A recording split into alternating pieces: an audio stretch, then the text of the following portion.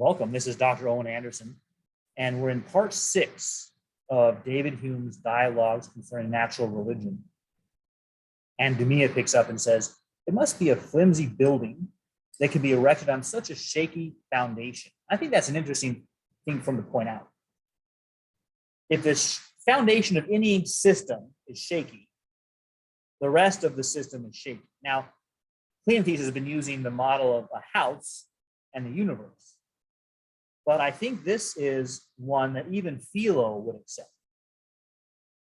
The analogy from a house to our belief system. And if my belief system starts off on shaky foundation, well, then the building won't be any better. It's not as if the building can correct for a shaky foundation. So he says, while we're uncertain whether there is one God or many, whether God or the gods to whom we owe our existence are perfect or imperfect, subordinate or supreme, dead or alive, what trust or confidence can we put in them? So what he just said is affirming something we've covered, which is if you can't know God, if you don't know if there's one God or many, if God's perfect or imperfect, dead or alive, we can't have any confidence in God. Can't be responsible to have faith in God. He says, what devotion or worship can you offer? You wouldn't even know who to direct your worship to. Oh, God/gods, the living, perhaps dead one, possibly perfect, maybe not. We ask for your help. Well, that's not a very good prayer. What would you worship God for? Imperfect deity. We praise your name for making a shabby world. Well, that's not really worship, is it? What veneration or obedience could you give them? Again, he's using them on purpose because Philo showed how from Cleanthes' argument from design, you don't get to one God. It might be multiple gods.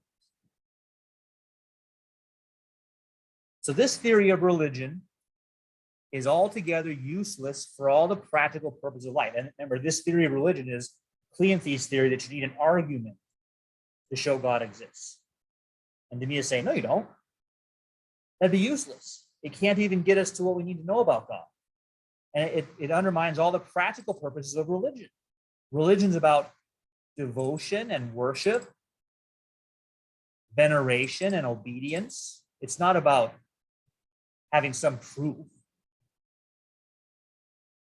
And even when it's considered merely as a speculative theological theory, even if it's just what theologians do for fun in their spare time, the uncertainty you attribute to it must render it totally precarious and unsatisfactory. So that's Demea, the fideist's answer. And a lot of times, what comes with this is an appeal to someone the fideist knows. Often it's a grandma. My grandma was of this religion, and she was very pious. But she didn't know any arguments. And so that proves you can be pious and you don't need arguments. It's become famous enough to have a name, the grandma argument. And now Philo joins in. To make it even more unsatisfactory, said Philo, I've thought of another hypothesis that must seem probable when evaluated in terms of the method of reasoning that Cleanthes insists so much on. It'd be important for you to remember what that is, the method of reasoning. Remember, that's the reasoning by analogy. A house, when you see a house, you say, oh, I wonder who the architecture was. When you see a universe, oh, I wonder who the maker was. That's the analogy, his method. He takes the basis for all religion to be on that analogy. Similar effects arise from similar causes, right? That's the summary of Cleanthes' method. Similar effects arise from similar causes. A house needs a designer. A universe needs a designer because they're similar. Philo's whole method is to show how that's just not true. They're not similar. You could keep the principle, similar effects arise from similar causes. He's not going to argue against that. He's going to argue and say these aren't similar at all. But there's another principle of the very same kind, equally certain and supported in the same way by experience, namely Where several known circumstances are observed to be similar, the unknown will be found similar.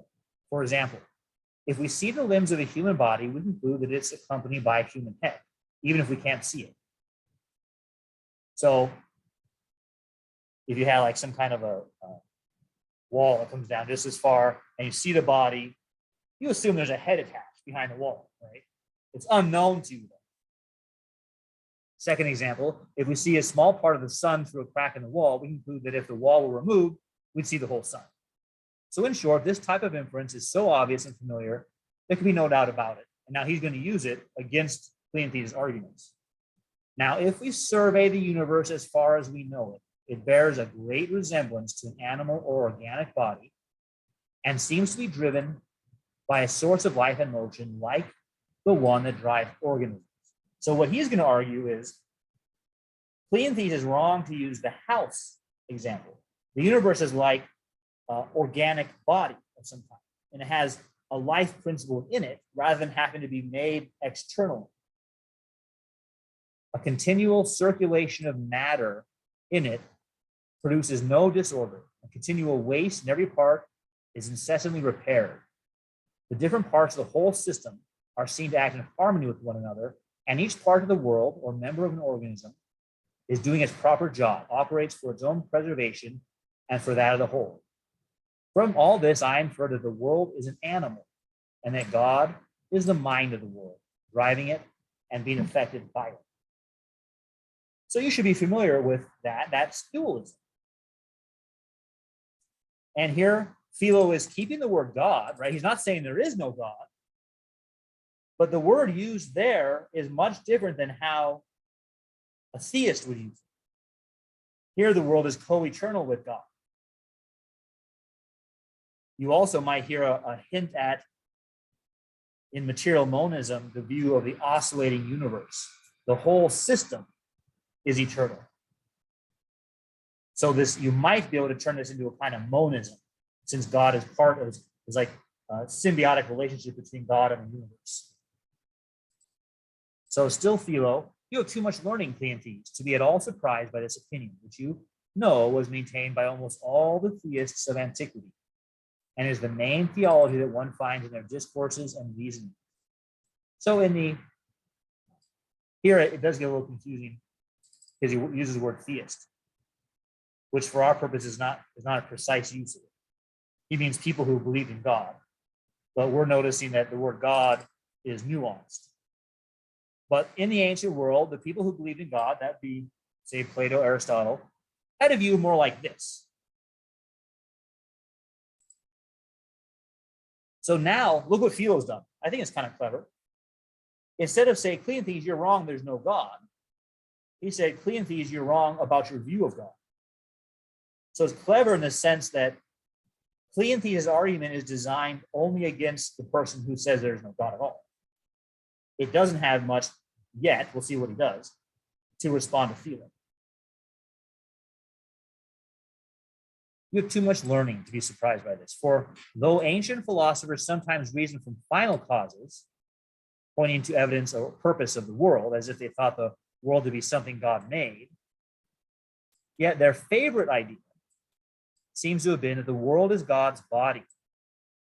So this might be like a reference to Aristotle here, but more popular than that is that the world is God's body, which is organized in such a way that it obeys his commands, just as your body is so organized that, for example, when you decide to raise your arm, it rises. The universe is more like a human body than the works of human skill and planning. So if it is ever appropriate to liken the whole of nature to any facts about us with all our limits, it seems the ancient analogy between the universe and our body is sounder than the modern one between the universe and the things we make. So again, his strategy here, he's keeping that role of analogy, but just saying you're using the wrong one. The former theory also has many advantages that recommend it to the ancient theologians. Here's one important. Nothing clashed more with all their notions, because nothing clashes more with common experience, than mind without body. The idea of a purely mental substance, which they didn't understand and of which they hadn't observed a single instance throughout all of nature, So here, that's why I said you can maybe turn this into monism. God and the universe are one thing. There really isn't even this immaterial substance at all. You can't have mind without body. They knew mind and body because they felt both. They also knew an order, arrangement, organization, or internal machinery in both mind and body. Again, because they felt both. So it was bound to seem reasonable to transfer this experience of themselves to the universe. That is, to suppose that neither the divine mind nor the divine body came first, and that each of them has an order and arrangement that is natural and inherent to it. So again, dualism, both are eternal. So this is a new kind of anthropomorphism. Remember, Cleanthes said of Philo that he's a mystic, and Philo responded, well, you're an anthropomorphite, just kind of name calling. And it's a theory that doesn't seem open to the difficulties.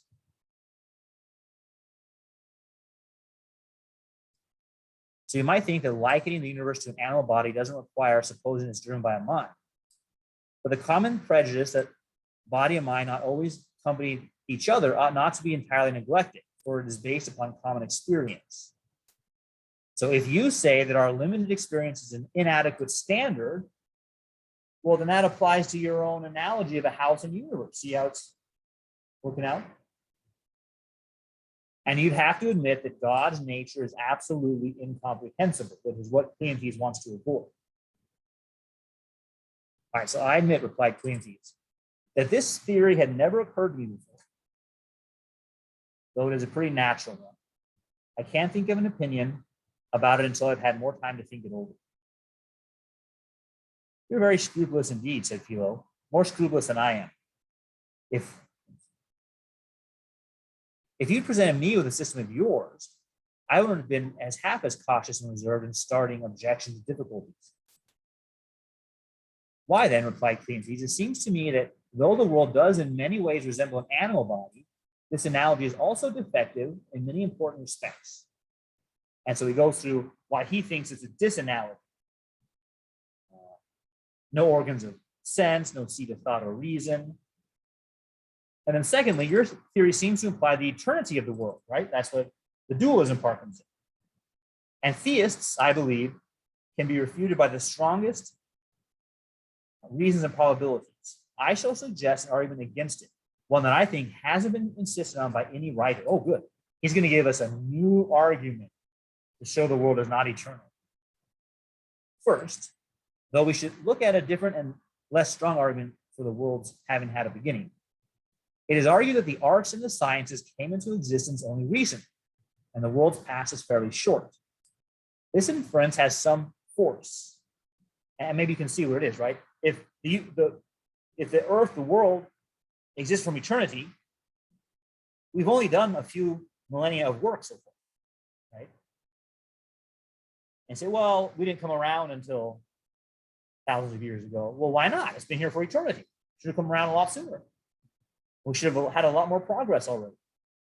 When people think about space aliens, if they're advanced, they usually say they're older than us, right? So they have more time to advance. And well, if you've been there from eternity, you should be really old.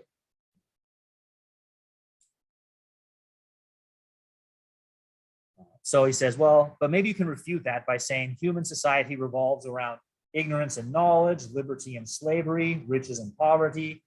And so our limited experience doesn't enable us to foretell with confidence what outcomes may or not be expected.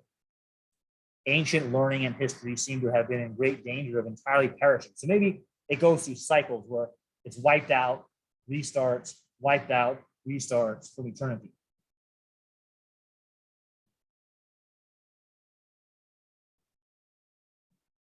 But here's why seems to me the basis for a better argument.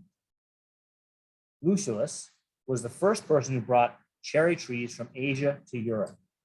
Yet that tree thrives so well in many European climates that it grows in the woods without being cultivated. Is it possible that throughout a whole eternity, no European ever visited Asia and thought of transplanting such a delicious fruit tree into his own country? If it was once transplanted and propagated before the time of Lucullus, how could it ever afterwards perish? Empires may rise and fall, liberty and slavery succeed. Alternatively, ignorance and knowledge give place to each other. but the cherry tree will remain in the woods of Greece, Spain, and Italy, and will never be affected by the revolutions of human society. So now he gives an argument to the natural world, which this is one case, but you could use lots of cases. If the world has existed from eternity, a lot of things would be different than they currently are. As it now looks, it isn't that old. So you can use other examples of that. Niagara Falls. It's eroding. Let's say it erodes 1 inch a year. I don't remember the exact amount. So then you could do a measurement. You could say, well, by that standard of erosion, in 10,000 years, Niagara Falls will be all the way to Vancouver. So we know it's less than 10,000 years old. Right? We've already eroded all the way across North America.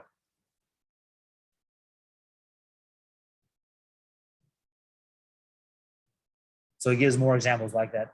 In less than 2,000 years, vines were transplanted to France. That's one of the main things you think about France, right? Wine. Why hadn't that? You can maybe summarize this argument with this. Why hadn't that happened sooner if you existed from eternity? If the answer is, well, there wasn't much time, then that's the answer. But if the answer is, well, it was there from eternity, then it's a problem. So all these seem to me convincing proofs the earth is young, indeed a mere infant, because the argument involving them is based on principles that are more constant and steady than those by which human society is governed and directed. So it appeals to the natural world. Well, what argument have you against such convulsions, replied Philo. Strong and almost incontestable evidence can be found over the whole earth, that every part of this planet has for centuries been entirely covered by water. And even if order is inseparable from matter inherent in it, still matter of it may be susceptible of many and great revolutions through the endless periods of eternal duration. So that's what I just said as well. Yeah, perhaps there's all the forests of Europe get burned down, so now there's no more cherry trees, and they have to be reintroduced, and then now they grow everywhere, then they're burned down again, and now they grow everywhere, and it's a cycle. And so he goes through that example of the different ones that Cleanthes had given. And this at once resolves all the difficulties. How could things have been as they are, if there were not an original inherent principle of order somewhere in thought or in matter? It doesn't matter in the slightest which of these, thought or matter, we prefer. So there is order. Cleanthes says it must be from the mind of God. Philo says, well, why couldn't it just be part of matter itself? You're going to say there's order somewhere, either God or matter.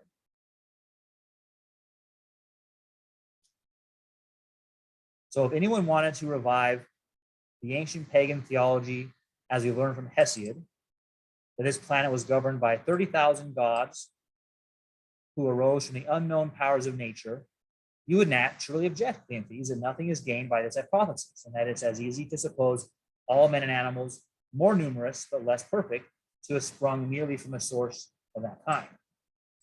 Push the same inference a step further, and you'll find that a large society of gods is no harder to explain than one universal God, who contains within himself the powers and perfections of the whole society. So you must allow that all these systems, skepticism, polytheism, and theism, are on equal footing when judged by your principles. And that shows your principles are wrong. So what Philo is doing is just the negative critical work, which is good to do. You want to end up, though, with a positive thing to believe in. But what he's doing is he's saying, okay, take your method of thinking about proving God exists. If your method is true, any one of these three follow, which means it's not a very good method. It proves contrary positions to be true. And that's the skeptical side of Philo. And we'll see him continue now, because what we want to see is Demea, the theist. So far, he and Philo have been on the same side. Theism and skepticism against Cleanthes. I want to see if that continues.